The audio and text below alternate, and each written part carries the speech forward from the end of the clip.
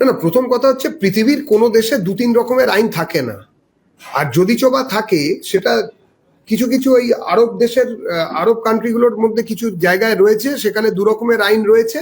এবং সেই আইনে সিভিল ল আর ক্রিমিনাল ল, মানে ক্রিমিনাল লটা সবার জন্য এক, আর সিভিল লটা এক একজনের জন্য এক এক রকম, এটা নয়।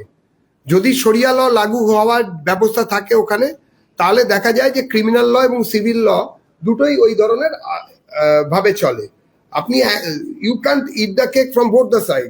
আপনি একই রকম ভাবে দুদিকেরই সুবিধে নিতে পারেন না। যদি চোরের জন্য হাত কাটা বিধান থাকে চুরির জন্য, তাহলে সেটা সবার জন্য নয়, তাহলে ওই নির্দিষ্ট সম্প্রদায়ের মানুষকে ওটা মেনে নিতে হবে।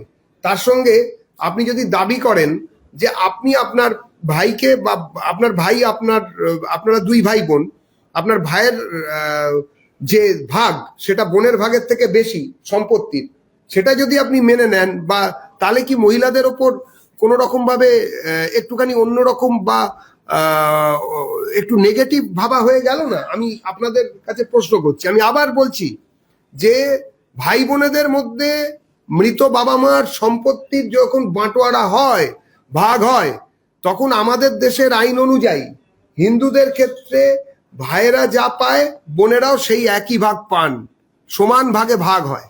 কিন্তু কিছু কিছু ক্ষেত্রে যারা কিনা এই ইউসিসির বিরোধিতা করছেন, তারা দেখে থাকবেন যে কিছু ক্ষেত্রে ভাইদের ভাগের পরিমাণ বোনেদের তুলনায় বেশি।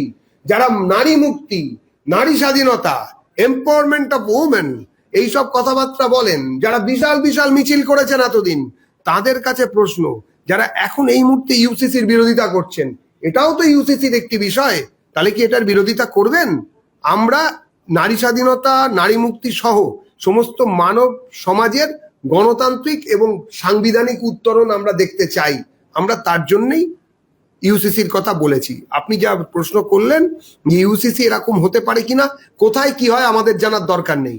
ভারতের সংবিধান যে আইন করার ক্ষমতা দিয়েছেন এবং ভারতের সংবিধান যে আইনকে স্বীকৃতি দিয়েছে, তার বাইরে কোথায় কে কোথায় কানমোলা খেয়েছে আমাদের জানার দরকার নেই। ভারতে যারা নাগরিক, ভারতে যারা থাকবেন, তারা ভারতের সংবিধান এবং সংবিধান স্বীকৃত আইনগুলিকে মেনে চলবেন।